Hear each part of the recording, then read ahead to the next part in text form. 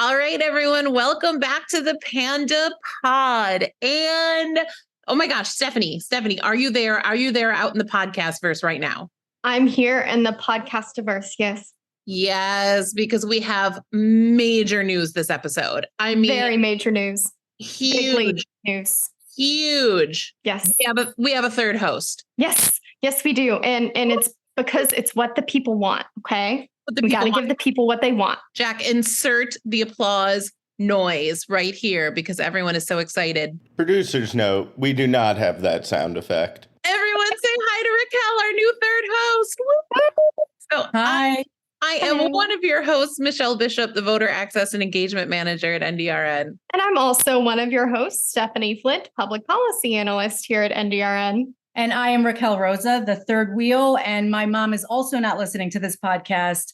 I am with the Rep Payee team, and I am also with the comms team. I'm glad you brought this up because I have a crucial update in the saga of my mom not listening to our podcast. So if you guys remember a couple episodes ago, I said I was going to call her out every single episode until she started listening because she had told us years ago that she listens to the podcast and we have been referring to her as our only listener for like frequently. And I found out she's never listened. So, I mean, Stephanie had a really good point that if I just say on this podcast that she has to start listening or I'll keep calling her out and she doesn't listen to it, she's never going to hear it. But you guys are not going to believe this. Someone else actually does listen to our podcast. Shout out to our good family friend, Andy. Andy, you are the best. And he definitely told my mom she better get her act together. And she has officially started listening to our podcast. Yay!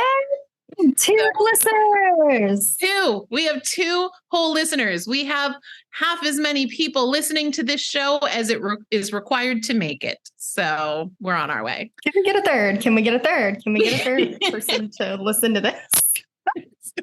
Everybody call your loved ones. We need more. Yes. And members of Congress. Okay, I'm done. So with us, as always, is, of course, our faithful producer, Jack Rosen. Hi, Jack. Hey, everyone. And with that, I think we will go into the news. From the Salem Reporter, schools hiring emergency teachers for special education, potentially violating federal law. More than 130 emergency licensed teachers are filling in as special education instructors in Oregon this year, shortchanging thousands of students and potentially violating a federal law, that law being the Individuals with Disabilities in Education Act, or IDEA. Jake Cornett, Executive Director of Disability Rights Oregon, said, "High-quality teacher preparation matters for all students, but it's doubly important for students with disabilities. Teachers who are underprepared are 2 to 3 times as likely to leave the classroom. This sort of high teacher turnover among special educators only makes a teacher shortage worse." So I didn't even know emergency certification of teachers was even a thing. Has anyone heard of this before? Never heard of it. And also, too, I'm curious about what criteria they're even using, or are they just like whatever Joe Schmoes come in off the street? Are they just saying you can be a teacher of, you can be an educator of a student with a disability, or you can be educators for students with disabilities in the classroom? Like what? It must be related to, I mean, who knows? It's got to be related to the teacher shortages caused by COVID, right? Yeah, that's what I would think. But also, too, it's like Jake said, we need to make sure that these teachers are prepared, for their sake, but also to the students. That's really and truly what matters. You see a lot of turnover. It's already hard enough for our students to get the services that they need. Then you're going to put a turnover in there of staff that is very likely to happen over the next couple of years. And all of a sudden, so many students are likely going to have to start from square one. And I know that people could also make the argument of, no, that's not going to happen. But considering the current trends, even before the teacher shortage. I did take a look at this article. It said that low-income students with disabilities, and English language learners were the most likely to have underqualified teachers as well. Not surprised. It's painful. It's really sad for our students, and it's not what they deserve. I mean, free, appropriate public education is a thing that all students deserve in these school systems. And great quote from Jake Cornett: "Keep fighting the good fight. Disability rights, Oregon. We see you." What else do we have in the news, Jack? From the body, reform of HIV criminalization laws gaining traction in Indiana, but not yet there. From a letter, Disability Rights Indiana submitted to the state legislature, laws criminalizing people living with HIV without basis in current objective scientific evidence risk violating the Americans with Disabilities Act. Title II of the ADA prohibits discrimination on the basis of disability by state and local governments. Indiana's HIV criminalization laws based on this outdated science may constitute disability discrimination because the laws expressly treat people living with HIV differently from others engaging in the same behavior. Under the current law in Indiana, if someone spit on another person, for instance, those charges would be enhanced if the person doing the spitting had HIV. It would be enhanced to a felony charge. Yeah, I didn't realize we went back to the 80s. I never want to go back to the 80s. Except for when Michelle and I do our sitcom. That's true. I would so watch that. I don't know if the people know that Raquel and I have an 80s sitcom that we star in our own minds. It's Michelle and Raquel take on, and then it's whatever city we're visiting. And you know what we still wouldn't have done in the 80s?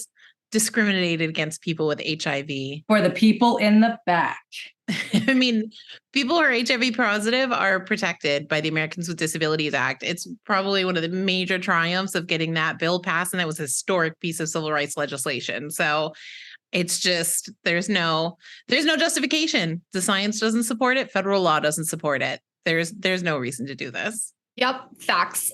Jack, do we have anything else in the news? Let's talk about it. Yes, from ABC6, disability rights groups pushing to support Ohio voters. Disability Rights Ohio has launched the Plan Your Vote program in an effort to ensure people with disabilities don't run into any issues casting their ballot this upcoming election season. The organization is providing some key tips, such as a poll worker can help you cast your ballot. You can take as much time as you need. And if you cannot enter your polling place due to your disability, you can vote curbside, though I might say more accurately, if you can't enter your polling place due to the fact that it is inaccessible to people with disabilities. Did you put a voting article in here just for me? It's quite possible. This is why you're a producer extraordinaire. No, this is actually super important. Planning your vote. I'm so glad this is getting out there. First of all, shout out to Disability Rights Ohio. We love a P&A that gets earned media around their voting work. We're doing a whole session about that at NDRN's in-person conference in June. So you might want to check that out. Quick plug. Jack put the link to register in the show notes. Anyway, planning your vote is really, really important, and especially for people with disabilities, because you think you're going to vote, you know when election day is coming, and the last thing you want is a surprise on election day when it's time to get the job done and things don't go as planned. So this is something we talk about all the time for voters. And thank you to Disability Rights Ohio for getting the word out, especially in a year like this. It's a really quiet election year when a lot of voters may not be paying attention and they need that extra nudge. So this month is actually Asian American and Pacific Islander Heritage Month, which NDRN is so excited to celebrate with a good friend of ours, Terry Ao Minnis. Terry is the Senior Director of the Census and Voting Programs for Asian Americans Advancing Justice, AAJC. She was part of the litigation team that challenged adding a citizenship question to the 2020 census, co-chairs the Leadership Conference on Civil and Human Rights Census Task Force, and was part of the Department of Commerce's 2010 Census Advisory Committee, as well as the Census Bureau's National Advisory Committee on Racial, Ethnic, and Other Populations. In terms of voting rights, she was a leader in the 2006 reauthorization of the Voting Rights Act, snaps to that incredibly important moment in American history. She has been counsel on numerous briefs filed before the Supreme Court on voting rights cases, including Shelby v. Holder, no snaps to that, also an incredibly important moment in American history. Minnis was named one of the 4 4 living 2020 National Women's History Alliance honorees, Valiant Women of the Vote. She is one of NOW's 100 Sisters of Suffrage as part of their celebration of the centennial anniversary of the passage of the 19th Amendment. Major snaps to that incredibly important moment in our history. This is an all-woman hosting team, of course. And she received her Juris Doctorate from American University, Washington College of Law, and her bachelor's degree in economics at the University of Chicago. Terry, thanks so much for joining us today. Thank you, Michelle. Glad to be here. Thanks for joining us, Terry. We're thrilled to have you on for Asian American and Pacific Islander Heritage Month. Can you get us started by telling us more about the month and what it means to you? To me, Asian American, Native Hawaiian, and Pacific Islander Heritage Month is a time not only to reflect on, but also to celebrate all that our communities have accomplished, overcome, and continue to battle for with respect to our future. In our month, there really is so much to celebrate, including being the fastest growing population in the country, a growing representation of Asian Americans in Hollywood, and those in our organization and within the community who are making sure our community is represented in the conversations and fights for civil and human rights. Of course, there's still so much work to be done to create a fair and equitable society for all, including taking measures to ensure our community members can feel safe in public spaces, giving our community and allied communities ways to intervene safely when confronted with anti-Asian hate, and from ensuring that all Asian Americans are counted in the census to fighting for our right to vote and equitable access to the ballot box. Heritage Month is the time to center our community, intentionally reflect, and publicly name how far we've come as a community while acknowledging how much further we need to go. For me, it's also a chance to be in solidarity with so many amazing advocates, such as yourself, both inside and outside the Asian American community, as we all band together to achieve the promise of equity and diversity in our country. So, Terry, I got way too excited about all the voting rights stuff in your bio, and there's a reason for that. Everybody, all of our listeners know that voting is my jam, but also you and I have actually worked together for a long time, and we talk about this issue a lot. I'm wondering if you can talk a little bit about what intersection you see between being a disabled American and being Asian American. What should our listeners who work in the disability community be paying attention to? Thanks, Michelle. I'd like to start, as you often remind us, people with disabilities come from all communities. The Census Bureau's American Community Survey shows that currently at least 8% of the Asian American community are members that have a disability. Often, we know that in our work, particularly, we can silo the work and the efforts around our advocacy, but the reality is that these are not separate communities, but rather communities that intermingle and share issues, concerns, and needs. And exactly as you said, are where we've had opportunities to really collaborate and work together. So I think one area where there are particular commonalities are for those Asian Americans that are limited English proficient or LEP, right? And that is somebody who is noted as a person who speaks English less than very well. That's the actual definition for that. And due to the racist immigration laws historically in this country, the Asian American community is highly immigrant. I believe we're at about over 90% of our community who are either immigrants themselves or children of immigrants. So as a result, we see that Asian Americans speak dozens of languages and dialects, and 3 out of 4 Asian Americans in America today speak a language other than English at home. We also know, thanks to our Census Bureau and the work that they do around collecting data, that 45.2% of Asian American citizens of voting age are limited English proficient and experience some difficulty communicating in English. So this is important in this context that we're talking about because language barriers are a major obstacle for Asian Americans when it comes to voting. Voting is a complex process for even fluent English speakers. So you can imagine for voters for whom English is a second language, that they will face even more confusion when trying to vote and navigate our complex voting system especially if they immigrated from a country with a different, or in some cases, no democratic process.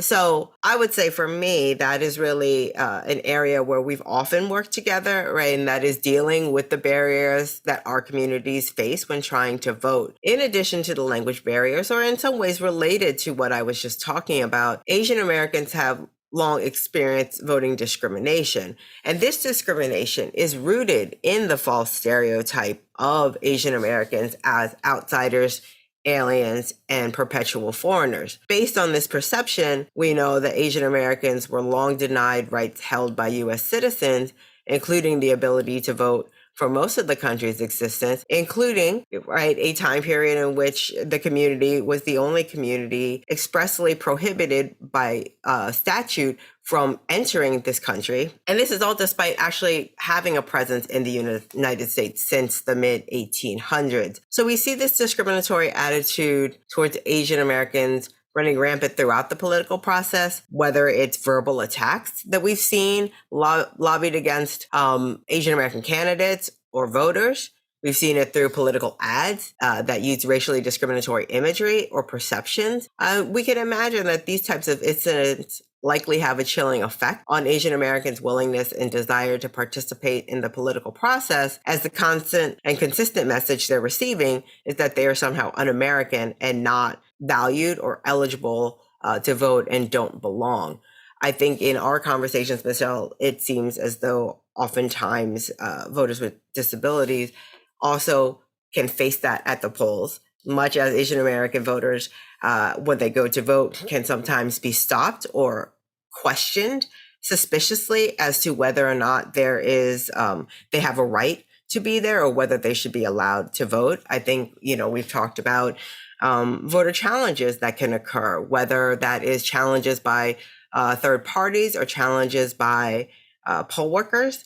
And that is something that we have worked together on and produced Know Your Right fact sheets about for both of our communities, recognizing that our communities are often the ones that are targeted for suspicion, right? For questioning whether or not we should actually be allowed to cast a ballot.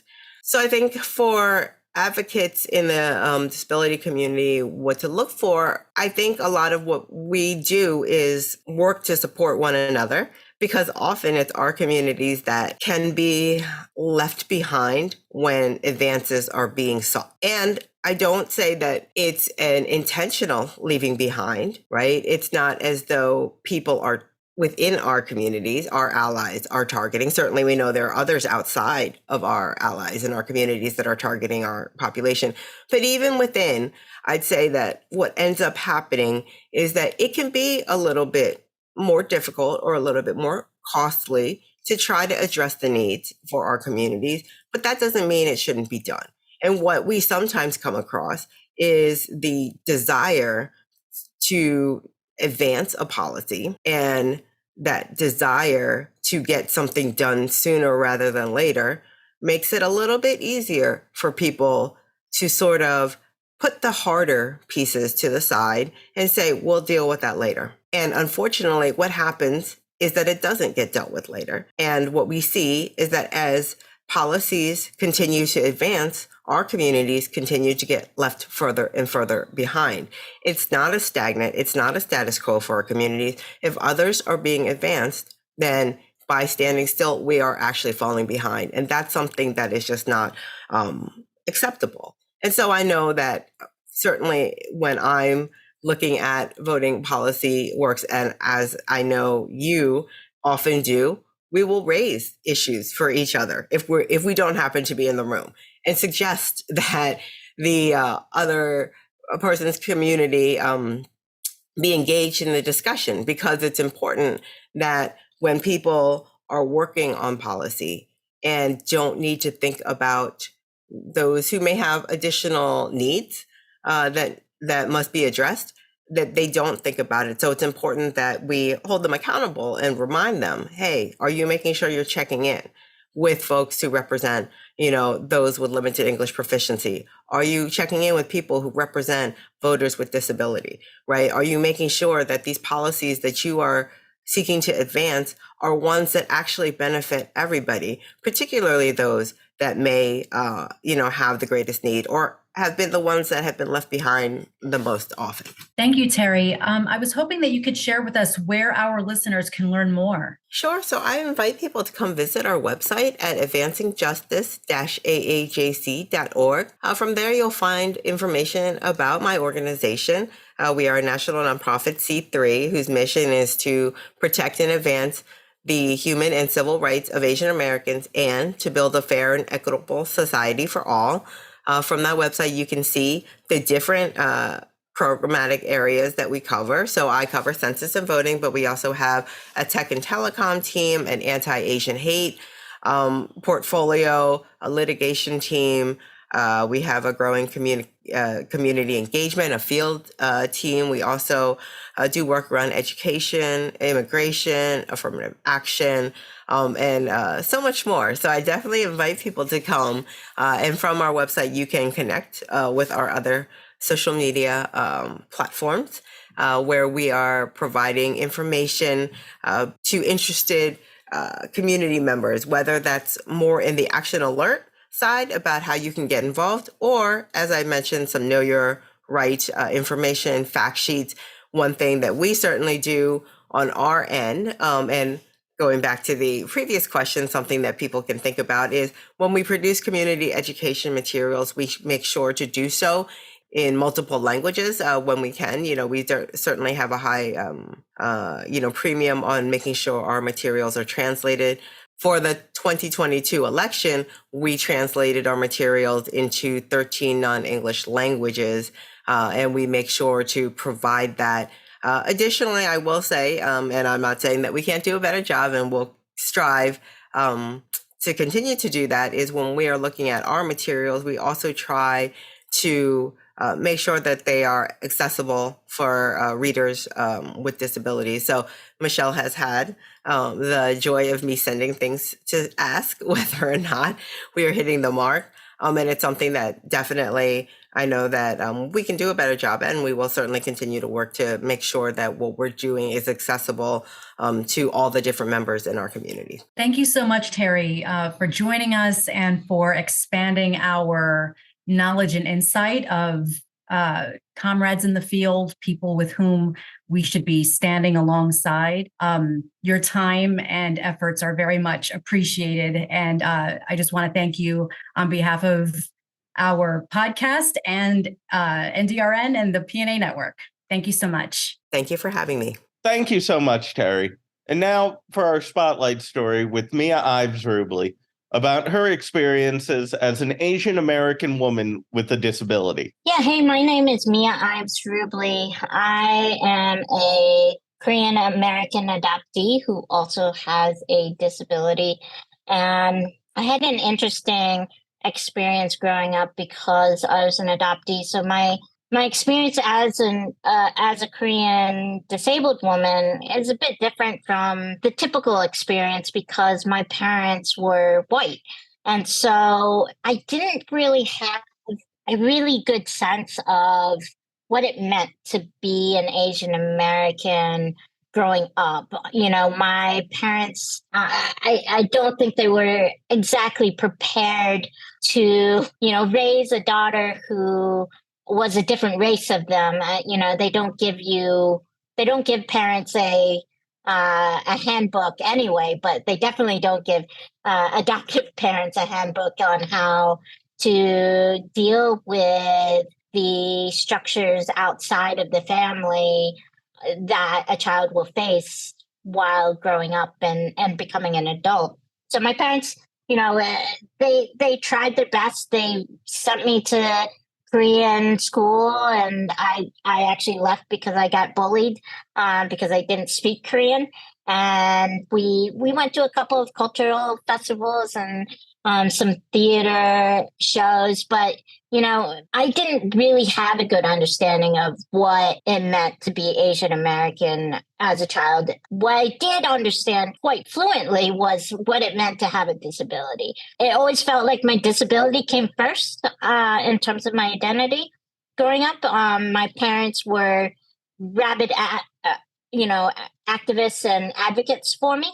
They made sure that the school, took my rights into account. There were many days that my parents would storm into the school and argue with the principal or argue with the teacher or even argue with the county to ensure that I got access to things like school buses, accessible school buses, and the ability to take certain classes, etc. And so for me, again, disability was sort of on the sort of forefront of my mind growing up in terms of identity. And then, I went to, and there weren't that many Asian Americans in my school.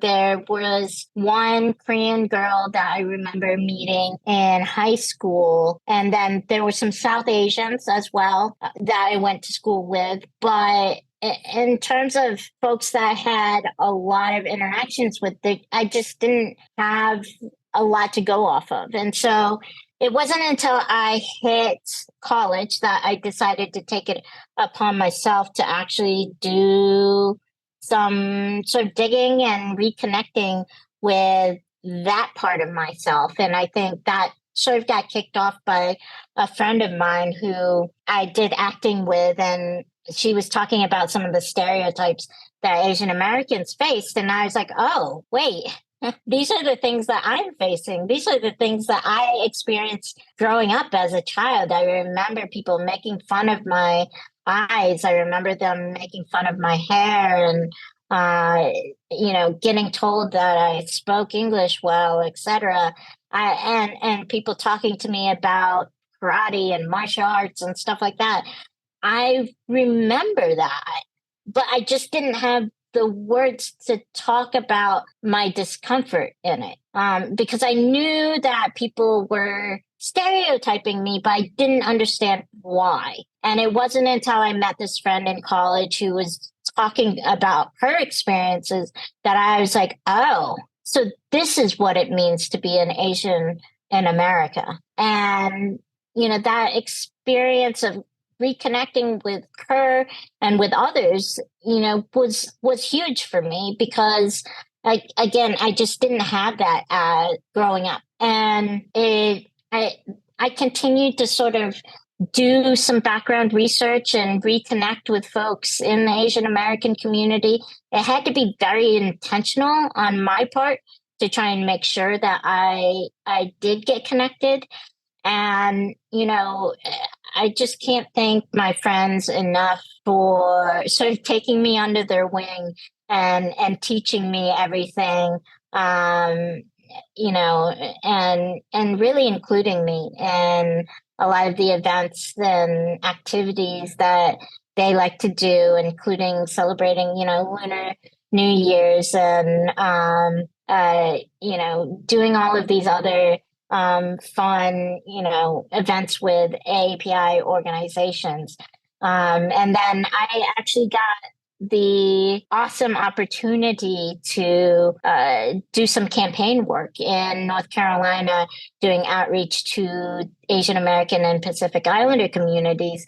And it gave me a chance to just sit in communities that I sort of lived near, but never got to really interact with as a child. I got to, go and interview them and talk to them about sort of their experiences and the concerns that they had, et cetera. And it was just an awesome experience to get to do that in my home state. And then I got to go down to Georgia and do that again. And it's just such a unique opportunity to sort of reconnect with things and to better understand folks who look like you and who have similar experiences to you. And so all of that was an amazing experience. And then I got the opportunity to join the commission on the Presidential Commission, Advisory Commission on Asian American, Native Hawaiian, and Pacific Islanders, and have gotten to hear even more about different experiences across the community, because NHPI community is such a broad community, over 60 to 80 different ethnicities and cultures go within that title of Asian American. And so, it's been an amazing journey.